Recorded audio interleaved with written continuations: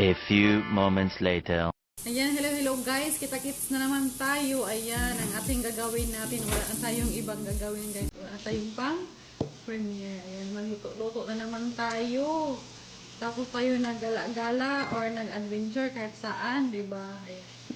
Ang ating gagawin natin ngayon ay magluluto ako ng my own version na pizza. Pizza na masarap. Ayan. Kasi ako yung magawa, masarap talaga. Ito na yung mga ingredients ko guys. Pag-prepare na aking mga ingredients guys. Ito siya. Red onion. Tomato naka-slice na siya. At saka yung bell pepper naka-slice na din siya. Ito yung sauce na ilagay natin. Pizza sauce. Mix natin din. At ito siyang pagpasarap. Beans. Ito yung harina natin. Almost 1.5 glass. At ito pa yung ingredients ko guys. Ito yung baking. 1 teaspoon. 1 teaspoon. Yogurt. 2 teaspoon. Siya 1/4 siya.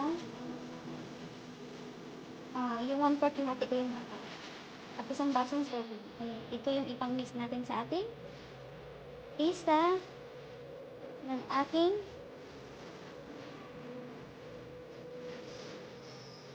lutong-lutong pizza. Ayan. Ang aking bagong new version na pizza. Ayan.